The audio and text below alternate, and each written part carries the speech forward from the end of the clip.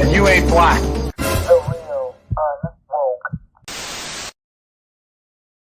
Well, thank you. Thank you. Much appreciated. Thank you. Thank you. Appreciate that, guys. Nothing's more welcoming than a warm applause. I really appreciate that, guys. How are we doing today? How are we doing today on Teaching Tuesdays? Yes. No, it's not Teaching Tuesdays.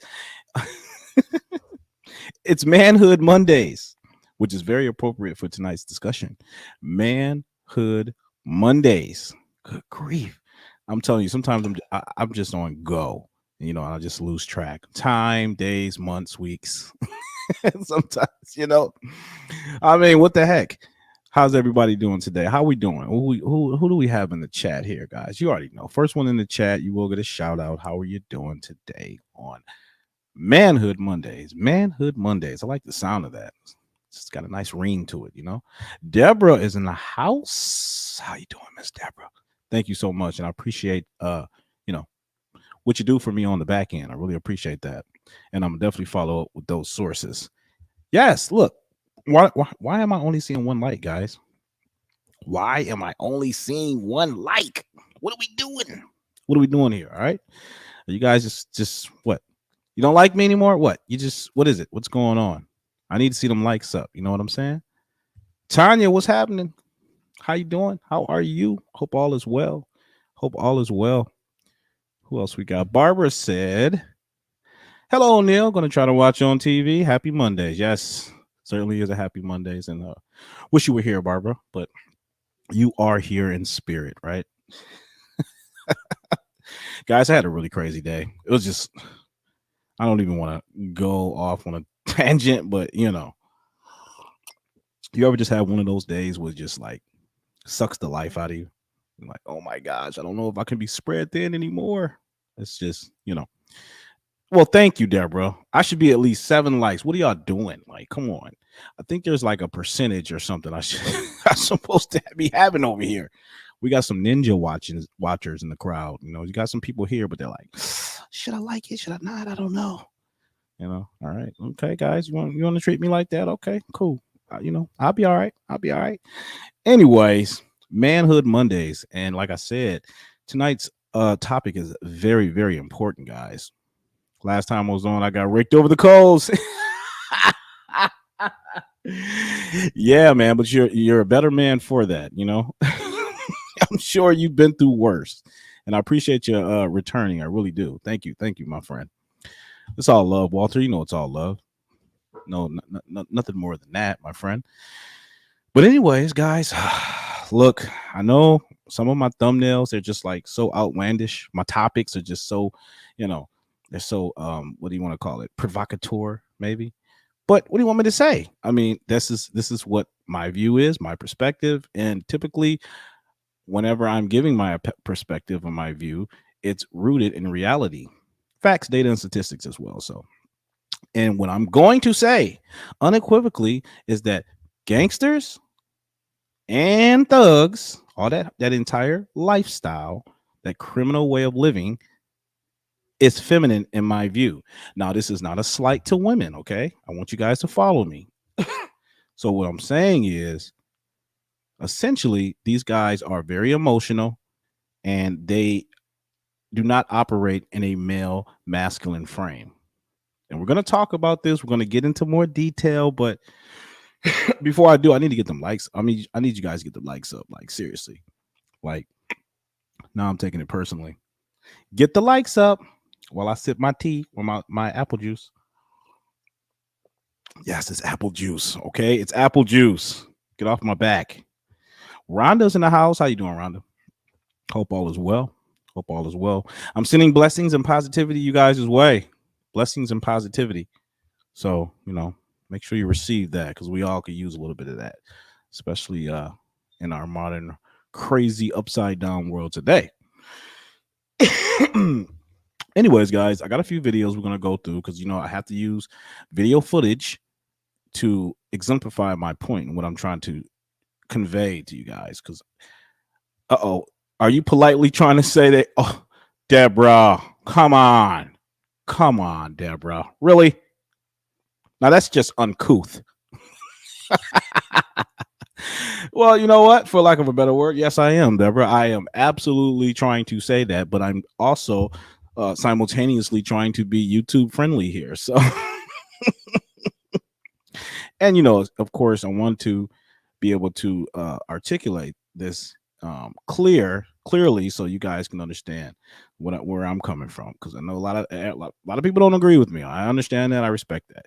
But for transparency, I just want to let you guys know something about me. So I was never really like a criminal kind of guy. I never really thought getting in trouble was fun. I didn't have to go through one of these rite of passage way of living where you just got to be ultra rebellious. Now, I did have some, had some issues with my mom and things like that, but it's another time for another day. But I never reverted to having to sell drugs, rob, do these really egregious criminal acts. I never had to engage in none of that stuff. But, however, I associated with people who did that. Okay, once upon a time. Can you believe it? The unwoke was actually woke once upon a time, right? Yeah, I was. Yes, ladies and gentlemen, I was a full-fledged woke, part of the, anti-establishment party. And to some degree, I'm still that way. But a lot of my friends would be really involved in the criminal lifestyle, right? And I think inherently my friends, they knew that I wasn't a part of it, because I don't think I've ever had a discussion with my friends telling them, hey, look, I'm not trying to do this, blah, blah, blah. Now, there was a few times where I sort of try to persuade them from doing thuggish criminal stuff, but a lot of the times it fell on deaf ears. But back to me, I never got myself involved in any of that, right? But I hung around people who were involved in it. So I got a really good reference point as to what I'm going to discuss tonight, because I think it's really indicative to have yet the personal experience along with, sort of what you can independently verify from the naked eye yourself, right? So I just want to give you guys that full transparency. I'm not a thug. I'm not professing to have ever been a thug. I'm not professing to have ever been a gangster or any of that. I'm just simply saying I did associate with people that ran in those crowds.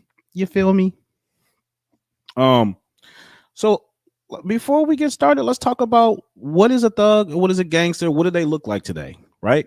I'm sure we all have our own preconceived notion of what that is, but we're going to operate in reality, okay? So you're going to get triggered. I suggest you get out of here ASAP. But what we see today in reality is there's a particular set of traits that typically the thug gangster archetype embodies. What are these traits? Well, traits, characteristics, and things of that nature. So for one of the traits is that they all have this groupthink mentality, right? As you guys know, I've talked about before ad nauseum on my other lives, that when males grow up without fathers, they tend to congregate in groups. They tend to seek out that male validation, that male leadership, or that male camaraderie, and groups, other men. Excuse me. That's why you'll typically see a lot of men, black men, white men, but a lot of guys kind of conjugating on like street corners at the store, wherever. So the groupthink mentality. Now, within this groupthink mentality, there's it's like a code of ethics, a code of conduct. They forge their own rules, right? And sometimes, and it varies from group to group, but a lot of them kind of typify the image, the thug image. And what does that thug image look like? All right, here we go. I'm going to show you guys what it looks like, and don't get triggered. Okay. I'm just for reference, just for edification here. I want you guys to have a frame of reference of what this look like. All right. Don't pay attention to who it is. Just, excuse me. Walk with me. Walk with me. All right, here we go. Where you at? Where you at? Lord have mercy. And remember, this is a groupthink mentality. So you see one like this, the other one are gonna, the other members are gonna, to some varying degree, exemplify the same look. Now pay attention to what we're looking at here. You see a group of guys. They look fairly young, right? You got one older guy right here. I mean, this guy looks the oldest, actually. They're toting guns, toting straps. That's what they call them. And they're kind of giving off this bravado, like, don't mess with us. They're trying to intimidate. Like, this is our set. You know what I'm saying? You come around here, you get dealt with. So that's trying to see if there's any other pictures here. But yeah, so it's this look right here. And hold up, there's some more because I want to show you guys some other stuff too. Hold up, because it's not just that. It's not just like that. Yeah, and that's really the fascinating part, Mike. There is no cohesion, there is no order, there is no structure, but yet they give the veneer, the impression that they're all. Joshua. Oh gosh. Answer it. No, don't answer it. Jeez. This idiot. Gosh. All my friends know that I have a show at this time, but he's calling me, so that's yeah. What was I saying? Oh, yeah. They like to give this idea that they're in cohesion, like they're all on the same accord. They follow the same rules and all this. They they try to depict it like it's orderly. It's not. It's absolutely not orderly. These younger guys don't have respect for the older guys, the ones that actually kind of adhere to some code of ethics to some degree. But I would argue it was all degenerate from the jump, from the inception of this whole gangster thug lifestyle. It was all junk. It was garbage. It was destructive. So I'm willing to go to toe to toe with anyone and dispute anyone who disagrees with that. Now, yes, are there certain elements of it that I don't know? I mean, I guess if these guys can rob each other, sell drugs, and do all these things, yet on Christmas they can show up to the hood and pass out turkeys. If that makes them good people, I don't know. I mean, you guys really, is that how we judge and score here? I mean, let me know. So the groupthink mentality. Let me show. I want to show you guys another illustration of what I'm talking about. It's a look. It's an image. They have to project this image, this hardcore bravado image. You know what I'm saying? And that image. Hold up. Come on, Frankie. Hold up. There we go. All right. So we got a little bit of a variety here. All right. So I don't know if you guys can see this. No, that's not really. All right, hold on. See, now they're pulling up the old school gangsters when they had a little bit more, they were a little bit more refined.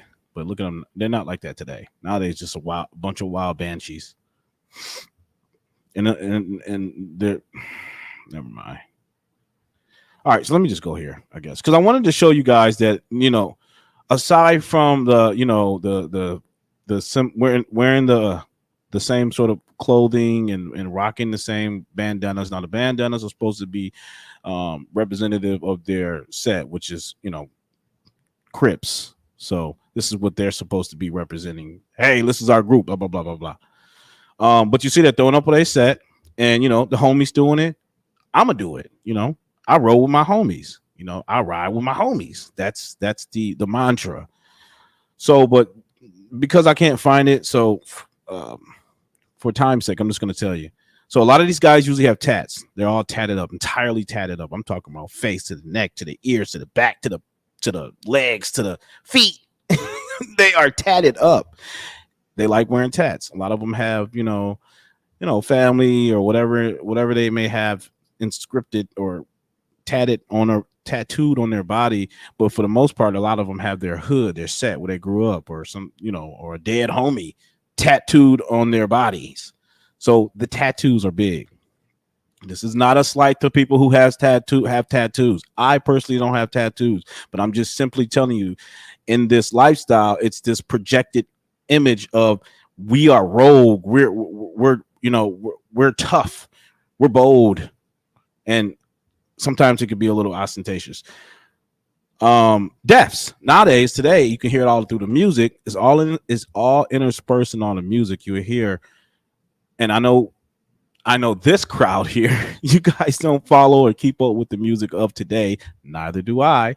But for the purposes of this live stream, I had to go back and actually subject myself to it. And Lord help me. It was, hold up. I'm going to tell you exactly what it was.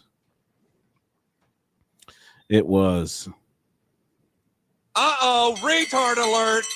Retard alert, class. Yeah, that's what I think when I start hearing the music on the radio today. I spaz out, like literally spaz out whenever I get in my car and my daughter's playing some stupid mumble rapper today, and she's like, "Golly, Dad, your blood pressure is gonna spike. Can you just calm down?" I'm like, "No, this is poison. This is toxic. You should not be listening to it. Turn it off. You're not like the rest of the dads that's out there." Well, that's a problem. That's your problem, right? Anyway, so the tats and the bodies, like I said about the body. So in the music today, which I listen to, what they're talking about now, guys, they're talking about, how can I say this? How many bodies they caught, right?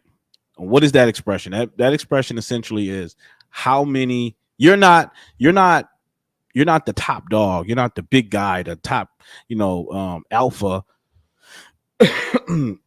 or real, quote unquote, unless you got accumulated a certain amount of bodies. And how that basically saying that, if you really about that life, you're out there killing people, robbing people, murdering people. Yeah, that makes it bad. Makes you cool. So, teardrops. Thank you, Tanya. Teardrops is another one, and that indicates, hey, this is the body. I caught a body, and they got it all over their face. And I want to say that originated in prison, but I don't know. I didn't delve into all that. Gear. I already talked about the gear. They wear the gear. Okay, cool. So what keeps these guys together? It's not order. It's not structure. It's not cohesion. It's not even camaraderie. What keeps the guys together is their emotions. They are bounded by each other's emotions. Emotions. Why do you say that, Neil? These guys are tough. They're not emotional. Oh, no. It's pure emotion, because you have to completely abandon all logic to sign up for something that holds you responsible for someone else's behavior. Now, let me explain. If these two guys are out, two gangbangers are rolling out in the car, right? And they got some drugs on them. They rolling around with the gats, the straps. You know what I'm saying? And then hold up. And then they just chilling, they're vibing, having a good time. And next thing you know, FBI, open up! Uh-oh. Oh, they start scrambling. Throwing away the drugs, flushing it down the toilet. Or, excuse me, they're in the car. I'm sorry. they can't flush it down the toilet, but they're hiding it. Do whatever they're doing to try to, avoid that stuff being found or whatever.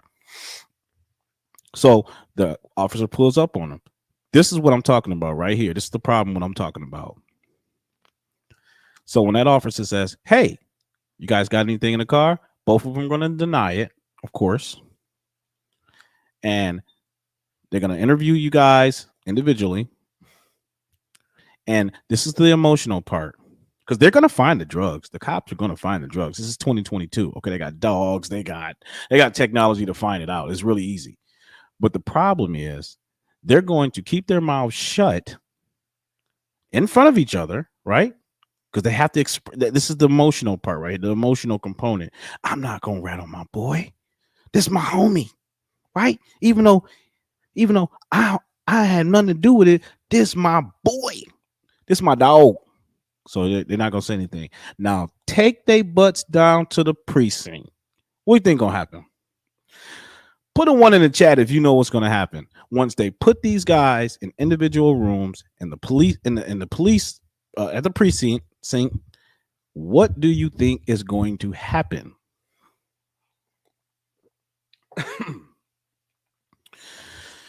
Come on, guys. Put a 1 in the chat if you think you know what's going to happen.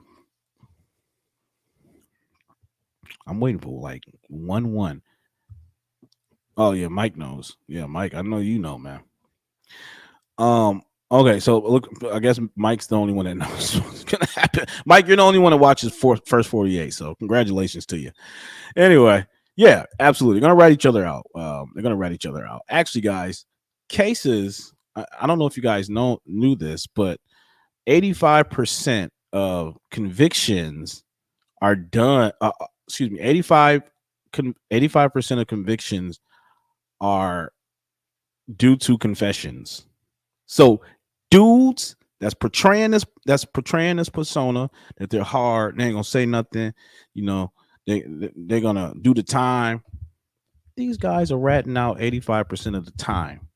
Now that is absolutely emotional, because if it was me, okay, now look, I do agree with the principle that, look, if you guys commit a crime together, you probably shouldn't rat each other out. But I mean, 9 times out of 10 is somebody's still going to rat on somebody. That's just going to happen. But for all intents and purposes, I lost my point. What was I saying? Yeah, for all intents and purposes, I would have said something right then and there. Look, it's not mine, homie. I didn't even know you brought this in the car. What are you doing bringing this in the car, officer? Take him down. Lock him up. Hold up. Man, I gotta give my sound effects. Lock him up, officer. And throw away the key. So my point is, if 85% of all convictions are because of confessions, these fools who's projecting this image, who's out to the world that they're hard, and they're all on the same team and the same clique and role, they all have this so-called cohesion, right, of respect and honor. 85% of the convictions are because of confections. These dudes are ratting each other out. She said you might want to write they couldn't even know what happened. They couldn't even know what will happen in jail. Yeah. So they start singing like R. Kelly.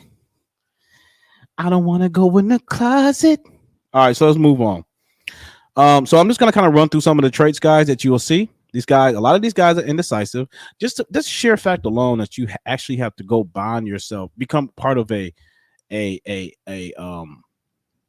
destructive criminal group, like if you have to adopt a criminal mindset, that in itself shows me you have some cognitive dissonance going on. Like you have what do you call it? Internal conflict, right? Because I think that all the 10 commandments, I'm talking to the Christians out there, but all the 10 commandments pretty much makes it pretty clear. You don't rob, you don't steal, you don't murder, things of that nature. I mean, you get up, you get out and do your own thing. And I used to say this, actually, I said this to one of the guys I used to hang out with that was part of this stuff, and I said this to him. I actually was just frank, like, look, bro, you need to stop doing this because you're like an idiot. And he stopped talking to me. And this was one of my really good friends. Stop talking to me. So, whatever. Some people are just seasons, right? Okay, so here's another look, guys. The pants sagging. The pants sagging. Why are you sagging your pants, boy? Why are you? Nobody wants to see your drawers. Pull your damn pants up. Pull your damn pants up. That is the most foul, most juvenile, most disgraceful thing you can do out in public is to walk around casually with your pants hanging off your butt. I hate it. I'm being so serious. Like, I cannot even walk into a gas station without having to see, and it's not that I'm looking. It's just that it's just right there. And it's like, come on, man. Like, pull your damn pants up. So the pants sagging is another trait. And this is all encompassing. This is all these traits I said, guys, encompasses the archetype of what the thug gangsters look like.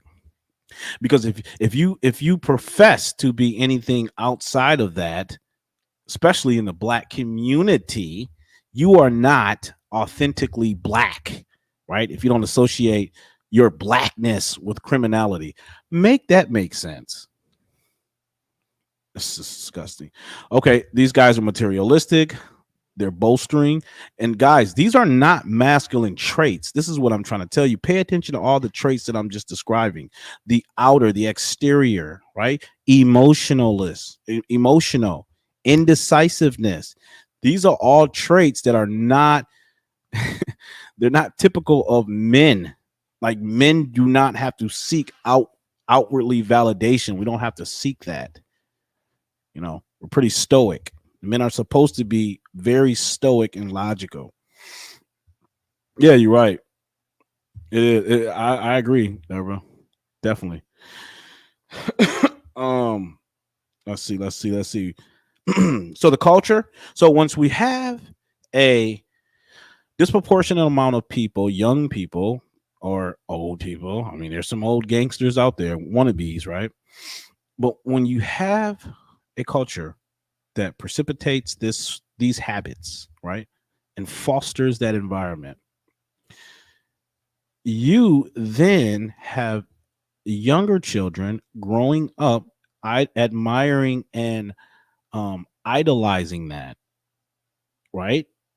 That substitute for the lack of fathers is that male archetype hyper masculinity, which is hyper masculinity, but it's not rooted in anything stable or any sort of foundation. It's all just kind of make it up as you go, because there's no structure in this, right? So lack of masculine figures. Yep, I talked about that. Black men have killed more. Yeah, oh guys, oh my gosh, this is an astonishing figure. Check this out. So you guys know the whole what do you call it? Police shootings. This notion that police officers are mowing down black people today. It's just a complete farce. I don't want to get into too much detail, guys. Just accept my premise, okay? But that's just a joke. Actually, a mere 212 black men have been shot. I think 212 black men are shot annually. Those guns you saw those guys toting up earlier in that pic I showed you guys, what do you think they got those guns for? Just ask yourself, what are these guys scared of? The gangsters. What? Let me pull the picture back up. Let me put it up. Like the video, guys. Like the video. Share. Like the video. Share. I'm probably going to get like beat up or something after this. Who knows?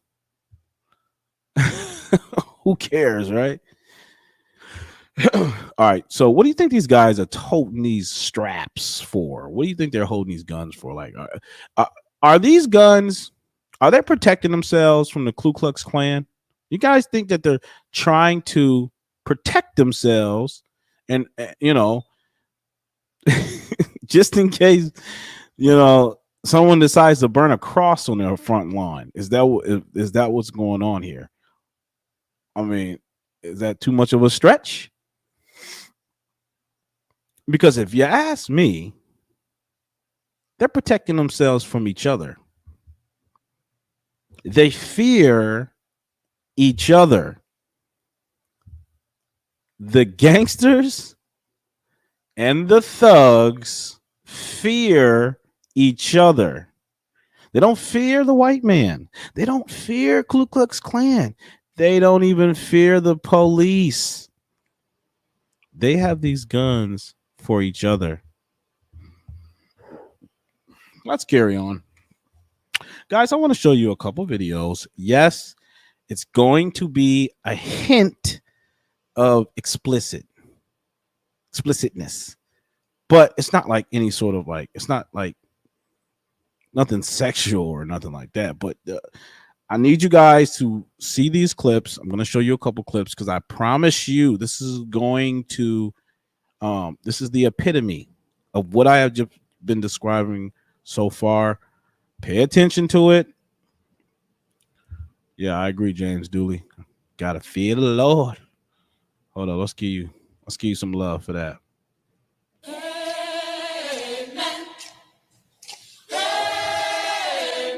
Hey. Amen. Amen. Amen. Praise the Lord. All right, guys, here we go. Make sure I got them in order. Yoinkers. All right. Where are we? Just it. All right, 1 second. Like the video, guys. Like the video. Get my likes up. All right. Y'all gonna see me turn into a gangster in a minute. I'm gonna turn into a gangster. If y'all don't get those likes up, all right, I'm gonna go get my bandanas and my scarves, and I'm gonna have to call up my set if y'all don't get those likes up. She said I got caught in the net. Uh-oh. All right, hold up. Here we go. Let's just go ahead and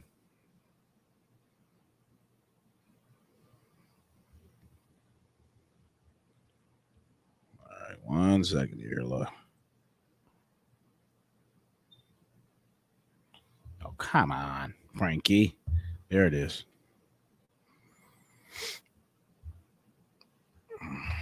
Turn the sound up. Sorry about that, guys. Well, what in the heck? Where's my sound? Oh, my audio is.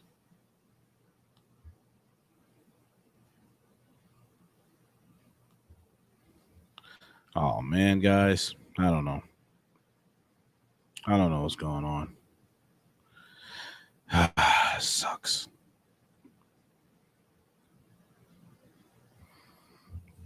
Darn, man. This is why, guys, you know what? Let me put my Cash App down here. Let me put my Cash App down here because I need more. I need better equipment, guys. If you want to support, hold up. I'm just gonna drop this in here, guys. Real quick. Yeah, there's my Cash App, guys. Look, you want to support, help this guy over here get some better equipment so I can better present to you guys with quality. You know what I'm saying? Quality content. Go ahead and support. Drop a little donation. But anyways, I'm not going to be able to show that. I don't know what the heck is going on my phone. But what I can show you guys, because I'm sure you guys may not have listened to this guy's music, but you're probably aware of him. But Tupac describes thug life. This is Tupac. This guy is revered. You know what I'm saying? He's like he's one of the originators of what do you want to call it? Yeah, actually, he is the pioneer of the thug life movement. So What better source are you gonna get this information from? So hold on, let me just start it over. There's a bad part because the kids see that and they mimic it. There it is. That's the part I haven't figured out yet. But the positive side is the kids who live in the household with a mother is a crackhead or whatever, and he hears the rap, he's like, oh, that's an everyday thing for them. So I don't have to feel ashamed. It cuts both ways. To me, it's like, when I say I live the thug life, baby, I'm hopeless. One person might hear that and just like the way it sounds, you know what I'm saying? But I'm doing it for the kid that really lives a thug life. No, see. That is that false loyalty again. I was telling you, and he's very smart because it's like he's channeling the emotional component. This is what I'm talking about as far as the emotionalism. They romanticize it, guys. Pay attention. It feels like it's hopeless. So when I say hopeless, and when I say when I say it like that, it's like I reach him. You understand? What did I tell you? And even if when I reach him, it makes it look glorious to the guy that doesn't live. See. Oh my gosh, is he encapsulating everything we just went over? That life, I mean, I can't help it. It's a fad, you know. He'll drop the thug life soon enough. But for the person I can't help it. It's just a fad. He'll pick it up, and I'll be able to talk to him again. I think I'm being responsible, but it's hard. Once you start worrying about what you're saying, I get writer's block. Kind of like, I can't say that. That's too harsh. Can't say this. Now I have to just block it out and trust my heart that I'm doing the right thing. Yeah. So, okay. I guess that's, he passed, Barbara. But yeah, this guy, he was the progenitor of the thug life movement. You know, he thought that somehow or another he could start a movement, you know, that would garner the support of, I don't know. I guess he was trying to galvanize a bunch of black men into following his so-called thug life movement. And it was all a joke. It was all a joke because look how he's acting. He's spitting on people. Now, if that's not reprehensible enough, you know what I'm saying? We'll continue. That's my style. That's my new style. That's my new style. Yeah, because, and I agree with you, Mike, but Pac didn't even have no control of himself. Pac was emotional. Tupac was emotional. What did I tell you guys earlier on in the broadcast? In order to be a man, you have to maintain your masculine frame. You have to maintain your composure. Okay, you have to be stoic. You cannot be just popping off at every single thing. I mean, come on, guys. It's not rocket science. Tupac was extremely emotional, and what else? What other? Pants sagging, got the tattoos, right? Rocking the gear, got the gear, the latest gear, clothes is what they call it. He's bounded by feelings, pure feelings, and like I said earlier, he has this false loyalty. That's my new style. Hey, have a good summer. Have a good summer, Fiat. But I'm not saying I didn't make mistakes.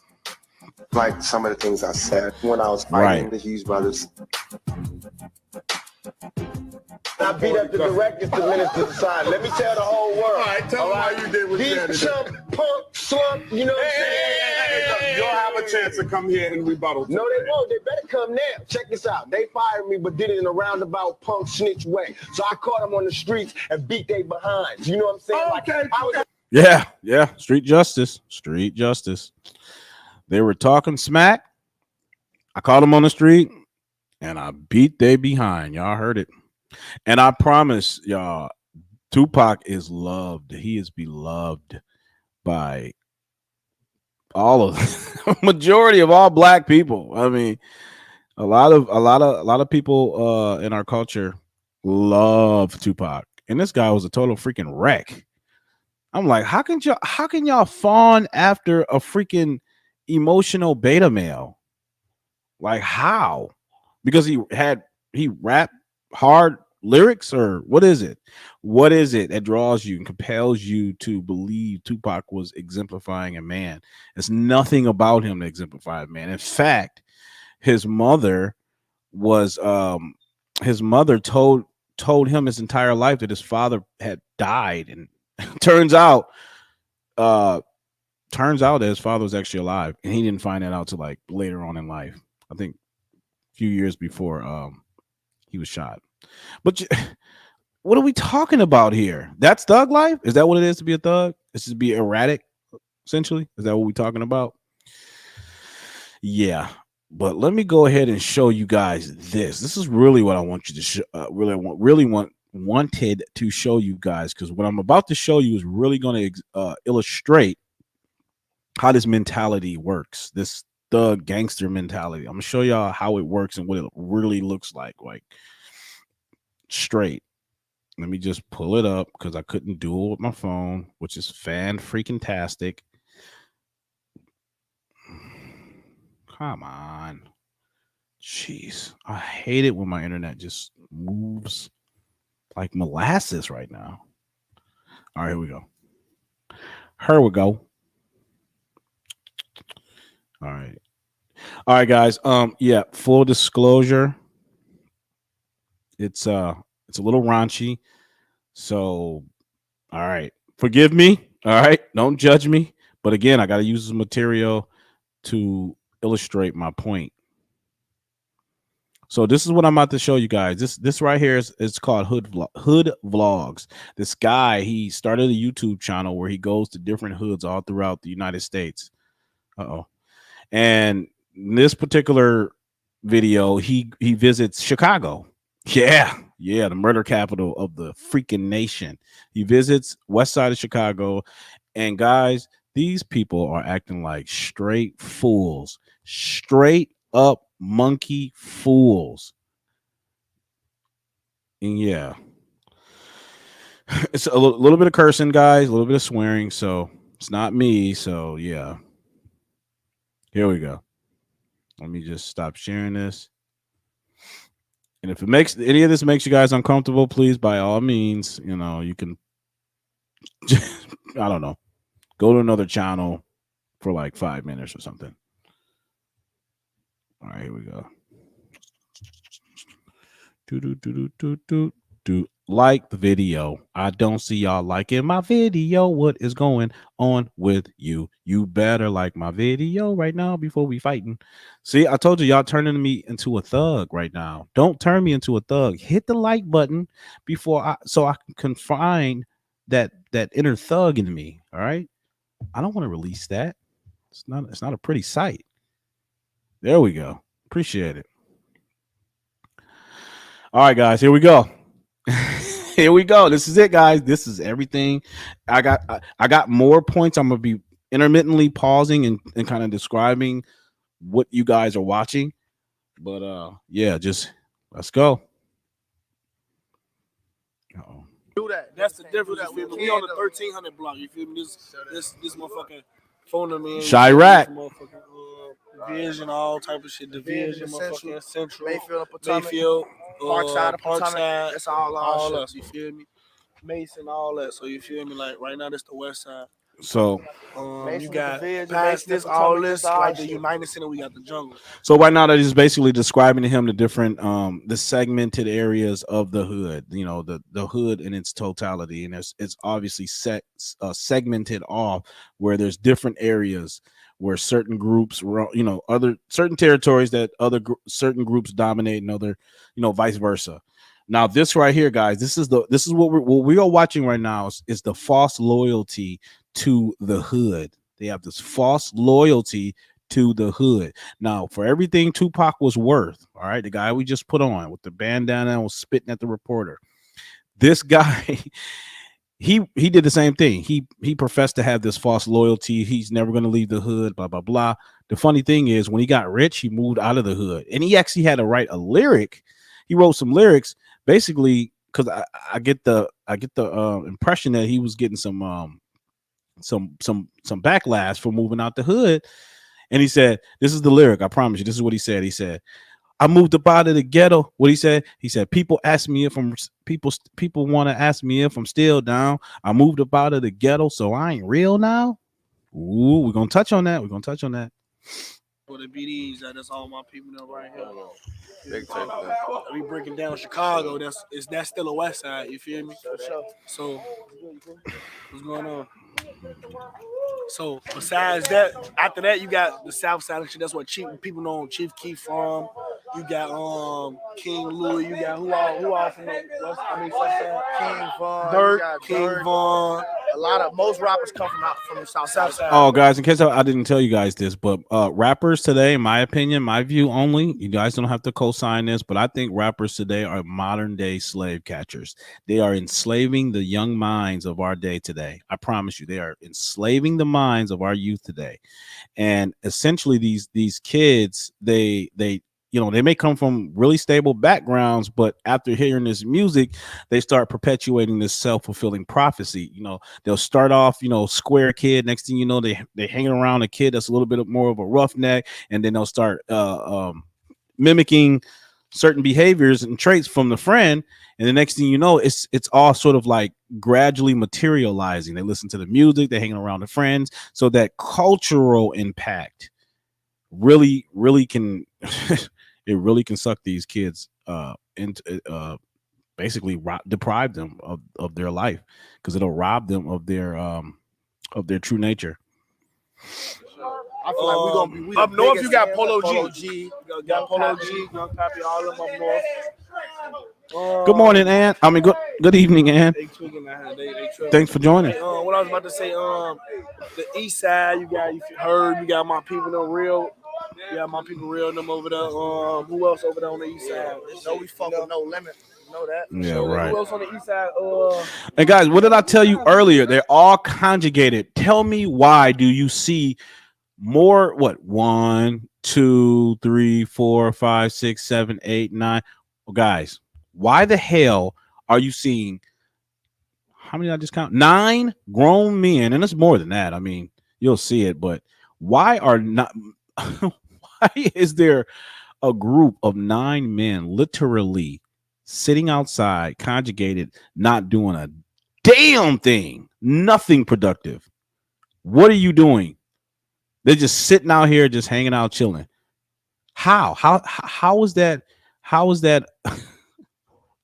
How is that remotely resembling manhood? There shouldn't be no, other than positivity and productivity, there shouldn't be a reason why you see this many men just conjugated around doing nothing, absolutely nothing. I'm just gonna give him a courtesy slap. Let's continue. Bump Jake. That's how we break down Chicago. That's what I told you guys. Group think mentality. South Side, North Side. Then you got the birds too. You got the birds. Idle minds, yeah. It's a devil's playground. Your Billwoods. This is what they mean by the city. When they come to Chicago and I want to go to the city, this is the city. This the bravado. This is the city. This ain't downtown though. This is the city. We waiting on a few real members to pull up around this bitch. You feel me? Okay, right. And they like to use this word real. Where's it at? Hold up. I know I got this jotted down. Oh man, I guess. Oh yeah, I do. Here it is.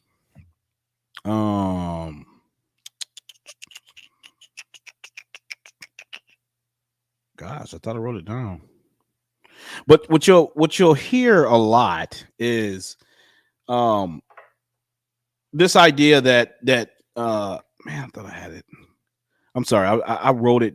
What I wrote down was like spot on, but now I'm just kind of like, yeah, building as I fly right now. But nonetheless, you'll hear often they'll say, okay, he's doing this, or this guy is real because he does this.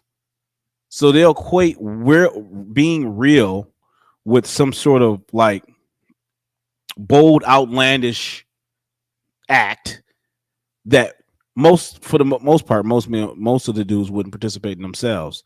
So the more thuggish, the more crude, the more, gangsterified you are, the real you are. The more hardcore you are, the real you are. Hence, you'll often hear them glorifying this violent lifestyle.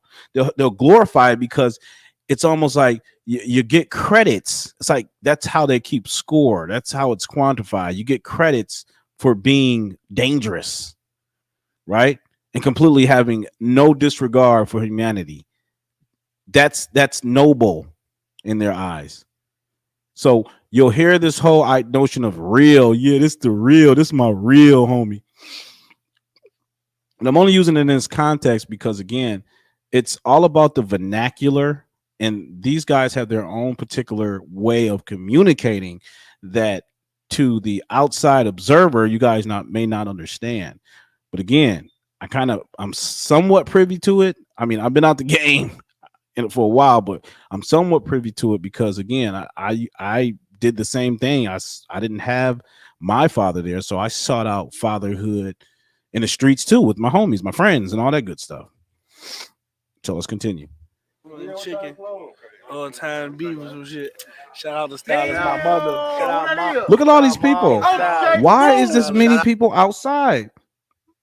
Mom, the Stylist. That's my mom. That's mama. So that's mama. So what does that look like? What does that tell you guys? If mama is out there with the rest of them, what does that tell you? What does that tell you? It tells you it tells you mama started at an early age, right? And it also tells you mama didn't have a stable background. She didn't have any sort of family structure herself. And I'm sure she's going to probably what do you call it? I'm sure she's going to probably like aggrandize herself, give herself a lot of credit for raising her boys to be upstanding citizens, right? She looks like a decent mom. She looked like she did a fine job with her kids, right? You feel me? She got to get a little phone. Got to feed in the motherfucking soul. No, you gotta take this off. You know what I'm saying? Vintage Levi. Don't play with my kids. Little mama Gucci. You feel me? Right. Oh, guys, again, remember what I told you guys on my last stream about most of the criminals who are incarcerated today, the rapists, the robbers, the arsonists, basically all of the criminals today, majority of the criminals come from single mother households. So I can almost guarantee you these guys here, majority of these men you see here hail from single mother households. And, unfortunately, that's the breeding ground of degeneracy. Time to get ready. I can But you ain't supposed to say that, Neil. That's misogynist. have Big Four go first because you bullshit, man. Shit, y'all should have had a stylist or all these hoes who had shit. Y'all should have had somebody come out here. I could have had somebody on the porch getting you right while you was talking. Look at all these grown men. Mama ghetto as hell. Now you wonder why black communities are like go pick up some trash or something. Go start a business. Run like anything. These guys can be taking a jog around the neighborhood. They can be holding an event for the youth. They can be doing anything but standing around loitering outside of somebody else's house for nothing. I didn't raise them. They're all Like the video, guys. Like the video. Probably. You know what I'm saying? These sons, nephews, everybody. We on Mayfield and Potomac where it go down there. I love these guys unconditionally. You know what I'm saying? Everybody out here, man, they got a heart. No matter what nobody think about them, guess what? I'm one of the OGs ran for them, period. I'm like any other mama that's gonna ride for theirs, down for theirs. I'm like any other mama that's gonna ride for theirs, down for theirs. Yeah. Again, ladies and gentlemen, particularly in Black America, it is a matriarch. It's essentially predominantly females who are raising the children. So there is not one father, no man there with any logical sense that's going to say, you freaking dirty bird and you sloppy arrested development men out here are the problem. What's wrong in Black America today? Nobody's going to say that. Vice versa, you know what I'm saying? So don't y'all ever think y'all gonna pull it with Mama DCG because they gonna clear y'all ass. Everybody out here back. Fuck y'all. All right. I'm gonna go to another video because I feel like I'm losing like brain cells by the second. Let's see what else here. Hood mentality. We talked about that. No relationship without respect. Yeah, there's no boundaries. Remember what I told you. There's no order. None of this, any of this look ordered to you guys. This is the modern day hood today. When you hear people saying, "I'm going to the hood," yeah, I'm about to chill in the hood. This is what they're doing all day. They're sitting around talking about nothing. And I want to fast forward it here. Long live the guys, man. Long live. Who taught me how to rob? Shout out my nigga B-Side. Hold on. Heart of the hood for real. Long live T.Y. This autograph? Yeah, there it is. That's what I wanted to show you. Look, and this is what they do too. Sit out there sipping lean. No, that's not alcohol. What they got in that cup. Trust me. With the advent of fentanyl and all these other hard drugs that's hitting the streets today, guys. These guys, no. That's baby stuff. These guys are like sipping on like I want to say it's like the they call it syrup, right? And it has, I thought it was cough medicine. I could be wrong. I don't know. But I know these guys, they're constantly chasing a high because they have to escape the numb, raw feeling that they get, you know what I'm saying, when they come back into their sober mind, you know. So, yeah, it's not uncommon to see a bunch of these dudes hanging around, hanging out, not doing a damn thing, and sipping on lean, smoking, and not talking about anything or doing anything productive, right? And the kids are just walking around and like, "Oh my, look at my idols. Gosh, I can't wait to be like that when I grow up." That's what they aspire to be. I'm trying to tell you. And this is all predicated from a matriarchal background. There's no fathers there. There's no men there to actually guide these guys. So again, thugs and gangsters are feminine. I'm building a case, guys. Put a one in the chat if I'm somewhat building my case. Thugs and gangsters, you want to be that life. Just accept the fact that you are not embodying your masculinity. You're not embodying a man. You know? What do you want me to say? It's not a slight to women. This is not a slight to women because I think civilized women, right? Good Christian women, or just civilized, decent women. You don't necessarily have to be a Christian, but even those women would find this repulsive. Find it absolutely repulsive. But unfortunately, in Black America, our women today, they flock to this sort of degeneracy, like hogs to slop. It's sad, but that's where we are today. Marriages are in the tubes. Single motherhood rates are just rising. Out of wedlock births are rising, you know, but abortions are rising as well. So what can you say? Let's see if we can tolerate a little bit more in this. And guys, I want to present some solutions. I got some solutions, and I want to hear you guys' input, your feedback, and what do you think of my solutions? I wrote a bunch, but I just kind of like I go through a few of them. But I got solutions. I don't want to just be on here, you know, with my grievances, airing all my grievances all the time. I want to present viable solutions as a means going forward. Viable solutions as a pathway, as a means going forward. Oh gosh, Kathy, how do you know about that? She said, Kathy, come on. You're gonna make me sound like Biden. Come on. Anywhere on there? Yeah, anyway. I like y'all called women video. Low self-esteem. He the one who taught me how to rob. Shout out my nigga B-Side. Taught me everything I know, you feel me? My mama grew us up like you got to be taught how to rob. Oh, okay. I don't remember that being in any discipline in any college course I've taken. There's a specialized course. You know, it's a 3-month accelerated program on teaching you how to rob. this. Fantastic. My daddy off the same block. My mama off the block next over Mason, you feel me? She used to live on the corner down here. Well, thank you, Kathy, with the information. All right. Look, I know that. Okay. You know what? Too grown. Let's go. We eat from Jay's. This my childhood friend, Jay's. Hey, gang. Rib. He was featured on Chicago's best Obama Philly, the right way. Man. Y'all, the Chicago style, baby. It's a virus, man, guys. I'm telling you, man. And you know what's so ironic about this too, guys? This particular underclass, that's what I'm going to call it, they will bastardize and vilify true manhood, true masculinity. You know, if you are able to articulate yourself, they'll call it white, right? If you have any achievements or accomplish anything in your life, they'll say you're better than them. You think you're better than them. You know what I'm saying? It's like this.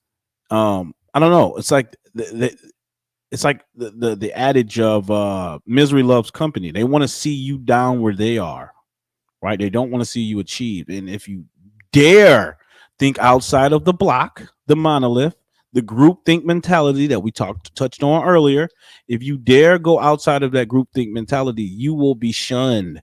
You will be ostracized. Matter of fact, they're going to revoke your black card. You ain't black.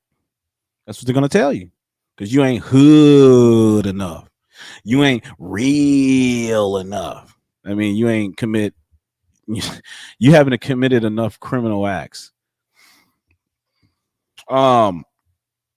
Let me see. Notions of disrespect. Yeah. Another thing is so weird too about these guys. You know, when I was still kind of caught up in this crap, caught up in the rapture of this madness, when I would go to like clubs or bars or whatever, and you see these guys, you know, tip with the look, the typical image, and you kind of like, you kind of learn to discern, okay, these guys, you know, he's this kind of guy. He's a Pookie. He's a Ray Ray. He's a thug. He's a wannabe. Those guys are so sensitive too. Like, you step on their shoes, they'll shoot you for that.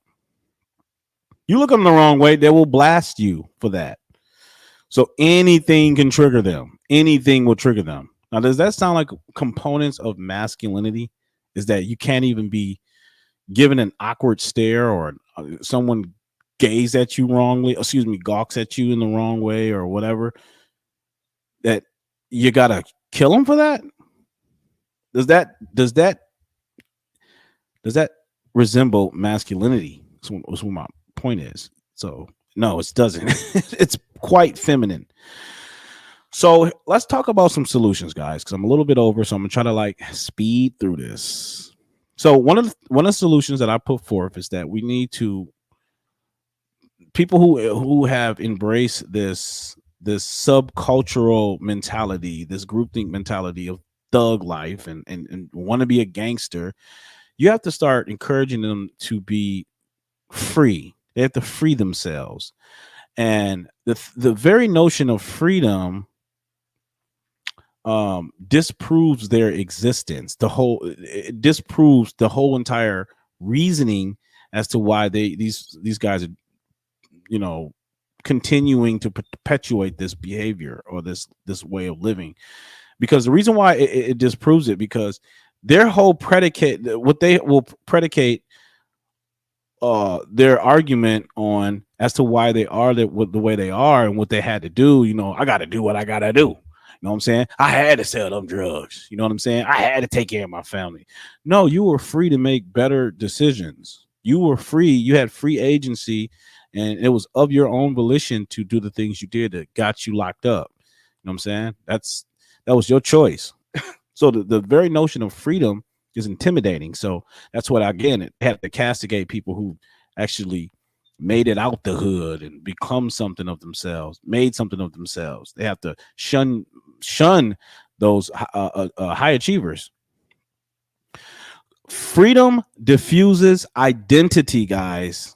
Freedom diffuses identity. And that's a fact. Hold on. What the heck is wrong with my damn? Look at me. Why did you guys tell me I'm like, my picture was so small. Yeah. So freedom diffuses identity. So when you're free, you're independent of any identity. And I promise that you can extrapolate that same logic onto this whole intersectional madness, the woke liberal left is trying to promulgate. The notion that you have to subscribe to some sort of identity group, victimhood identity group. No, you're free. You can be whatever you want. You can be whatever you want. And honestly, if you are gay or, you know, or whatever you are, you know what I'm saying, you can still be yourself. You don't have to embody some of the some of the other attributes that come with that way of living. So yeah, again, freedom diffuses identity. So that's what I would encourage for the first step. You have to start encouraging, hey, look, you can be free. You know that, right? You're not imprisoned by this way of existence. You know what I'm saying? Just because you may have grown up in this environment, you're not entirely the product of the environment.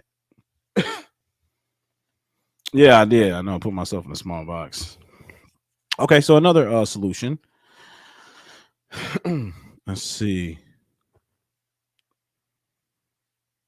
We have to start addressing, well, as men, this is generally speaking for all men. I think this will help some of these this degenerate culture if all men agreed, we all just in unison agreed to address each other as men. Doesn't need to be, what's up, dog? What's up, homie? Doesn't need to be that way. I'm not your dog. I'm not your homie. My name is Neil. Nice to meet you. We should address each other as such, as men. There needs to be a code of ethics. And that segues right to my next point. Handle situations humbly. Okay. The rapper, his name is Takeoff, just got shot, right? He just got shot. This guy is a multi-millionaire rapper. He is, look, they got like triple platinum albums. They call themselves the Migos. If you guys are familiar with the whole what's happened with that, but one of the members of the rap group, his name is Takeoff. He recently was killed because he went down to his old neighborhood or wherever he was. I think they were outside of bowling alley, right? And he wanted to kind of keep it real. He wanted to keep it real and associate himself with the lower quality people, these thugs.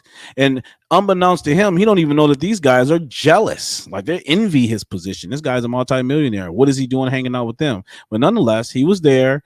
Something happened about something during some crap fights or whatever, and fight ensued, and next thing you know, within seconds, gunshots, pow, pow, pow, pow, pow, and the millionaire rapper, lost his life. Now, if he would have handled that situation humbly, now look, it's a tragedy what happened to him. I don't know the guy. I mean, I know the music, I know the Migos, but quite frankly, I just think, like, what do you guys expect what's going to happen if this is what we cling to as black people? We idolize this destructive music, this violent, vicious, evil, poison, toxic music. We just pedestalize it. What do you think is going to happen? Yeah, the thug shot him. You're right, Kathy. They shot him. But what did they expect was going to happen? This is what they rap about. Remember what I told you, the self-fulfilling prophecy. They brought all this into fruition. So yeah, handle situations humbly essentially means that if, for example, just to take what happened with this rapper that got shot, if he would have said to these guys, and if he was cognitively aware that he was around people that were lower than him, socioeconomically, of course, and probably mentally in some level. But if he would have just said, hey guys, look, I know we got a disagreement, I know we have a misunderstanding, but look, I like what y'all do. I really appreciate you guys having me here. Perhaps I can get you guys in touch with some of my producers. He could have finagled it some way, hot or shape, to where it didn't have to escalate and go the other direction. But he had to keep it real, guys. He had to keep it real. He had to prove to them that even though I'm rich and I have all this status, I'm still hood. I'm still hood first, right? And they said, yeah, okay, well, we're hood too. Pow! They blasted him. They killed him. So yeah, handle situations humbly. Another thing is, hold up.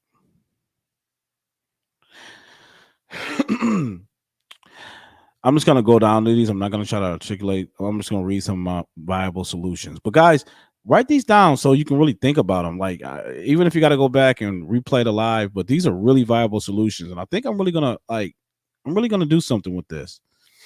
Another one, teaching young men the difference between uncouth violence versus refined strength. Teaching young men the difference between uncouth violence versus refined strength. Be the lion of the pride. You don't have to be a follower. Goes back to my last point. Listen, men should not have leaders. Men should be their own leader. Individually, you should be the leader of yourself, because you should be having some sort of force, albeit God or Buddha, whoever the heck you believe, but yourself should be, your higher self should be guiding you, not some, some hood gang set. Accountability. We need to start inculcating accountability and responsibility back into masculinity. We have to tie those two together to masculinity, so we can understand what that looks like. Break deleterious habits or really bad habits. Sitting outside and talking about nothing, that's a deleterious habit. That's a bad habit that we as men should definitely break. Again, like I said, there should be no reason why a group of guys are getting together, sitting around, standing aimlessly, smoking and drinking and doing nothing. It's pointless. It's just a waste of time, space, and air, if you want to be frank. Know thyself. Accept responsibility for your own individual life. Again, that's what I said. You are the light of the world. Yep, absolutely.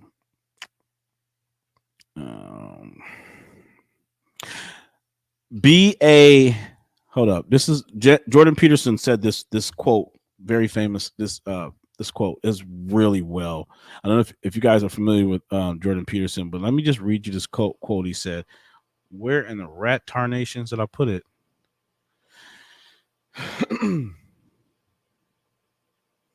So basically he said, be a dangerous man, but have it under voluntary control. A danger, what is it? Man, guys, I'm probably butchering it. Where the heck did I just put it? I got to pull it up now. I'm sorry. I got to pull it up. Dangerous. There it is. Good man. Here it is. So Jordan Peterson said, a harmless man is not a good man. A very dangerous man. A good man is a very dangerous man who has it under voluntary control. That's a good man. Now, guys, does that sound emotionally erratic? Does that sound like he's being hyper masculine? Does that sound like he has to wear tats, do all this, and talking this crazy slang that nobody outside of their little group understands? Because last I checked, I don't see any math books written in Ebonics. Are you guys familiar with any history books or anything like that that's written in Ebonics? Since we just have to speak broken English, I guess if we have to speak broken English, and we have our own so-called language, our own dialect, then why aren't there any books written in it? Why? Help me understand that. No, a harmless man. She said a harmless man is weak, because anything can happen to him. There's sharks out there in this world, and you got to be able to protect yourself. A harmless man is not a good man. A good man is a very dangerous man who has it under voluntary control. He's in control of his masculine frame. That's what that is. Let me see. All right, guys. Okay. Posterity. Teach the new generation. We have to think about the new generation. She said a good man is just a man. Yeah. We have to think about the new generation. What do we want to put out there? What is a viable path going forward, guys? Do we want to experience another 40 years? Because look, you see more of this gang lifestyle perpetuated in Black America, but I'm telling you, mark my words, 5 to 10 years, if this goes unchecked, if it is completely unfeathered by all conventional restraints, it's going to permeate other groups, other ethnic groups, because I'm sorry, guys, but you see a lot of white people attending these concerts that a lot of these rappers have, because they're drawn to this sort of rebellious nature, because that's all the music is. It's perpetuating rebel against the order, rebellion. Be a criminal, be a thug, be a rogue, be a gangster. Code of ethics, talked about this earlier. Understand, guys, that there is a such thing as moral law. Moral law. All right. Get back to what we need to return to a place where we can speak out against anything that violates moral law. And that's anything. I mean, everybody has a say so, because if you spot someone, inflicting harm on I don't know, someone that's lesser or shorter or whatever, it's weaker, you have a moral obligation to say something. You have a moral obligation to say something. She said, I meant a harmless man to women is a good man. Well, Kathy, I don't know. I will say that, men are attracted to leaders, competence, and sometimes that, men have to be dominant, assertive leaders. Now, I'm not saying be a dictator or some sort of, tyrannical prick. I'm just simply saying sometimes, being that leader and that maintaining that stoicism, you're not going to come off as a harmless guy at times. Sometimes you got to be crass. You got to be straight to the point, direct. And, women, a lot of women, in my experience, don't really take fine to that unless, it's all about context. I don't want to get off. I don't want to go off on a tangent, Kathy. All right. What else? I said code of ethics, cultural capital. We have to reinvest in. Excuse me. We have to. Let's see. And this is really more so about Black America here, but I think it's beneficial for all. It's auspicious for all other ethnic groups too, but this notion of cultural capital, I mean, for the most part, other ethnic groups have it. The cultural capital, essentially, it was coined, Thomas Sowell coined the phrase cultural capital, basically, such as, let's say, little Jimmy didn't know what he wanted to be in school. He get to high school, he doesn't know what to do, and he's like, screw it, man. My uncle owns a automotive shop down the street, so I can go down there and work for him, and maybe do an apprenticeship under him, and potentially own the business one day. So this idea that you can make these transactions within a family cultural setting is what cultural capital is you have sort of this a pool of resources you can all pull from. So I agree with that. Reestablish rites of passage. What is the rites of passage today? For people who participate in this mentality, oh well, shot or go to jail. Like, seriously, they perceive that as a noble way to die or to lose their freedom. Is a rite of passage, and rite of passage is, is they think this is the path forward in order to achieve manhood. I have to go to prison, I have to go steal, I have to go rob, I have to go kill, I have to do this in order to attain the pinnacle level, the apotheosis, the top level masculinity. All right, let's see. I think I got it. So, guys, just overall, what my point is, the only solution, really, if you really want me to just break it down, is we have to be humble servants. We have to all be humble servants to each other, and even to ourselves. You should take care of yourself as if you were taking care of someone else. And anyone who has any sort of an iota of respect for themselves wouldn't put themselves in these sort of environments, especially around these guys. These thug wannabes. And I'm telling you guys, if we stand up and draw a line in the sand and we all just completely just reject it. I know we all have our own opinions to it. Some people still listen to the music.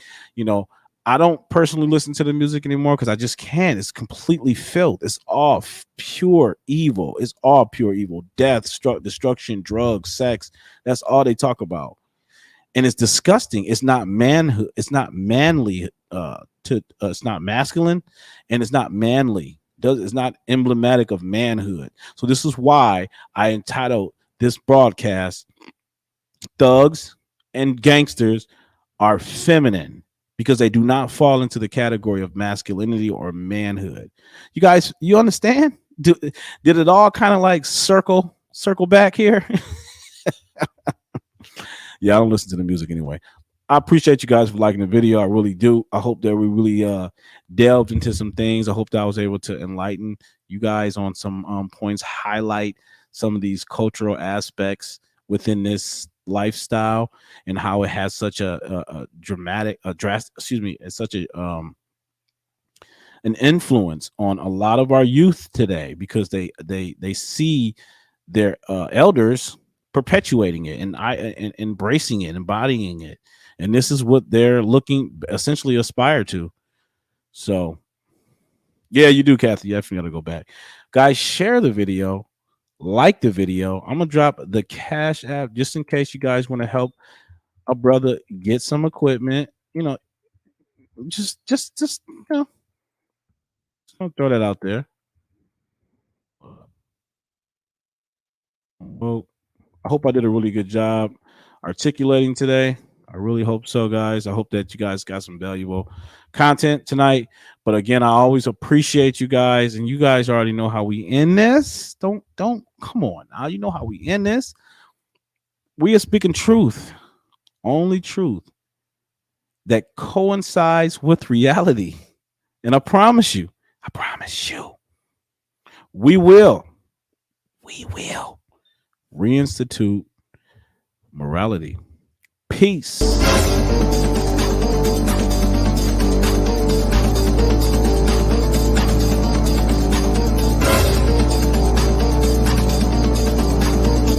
And you ain't black.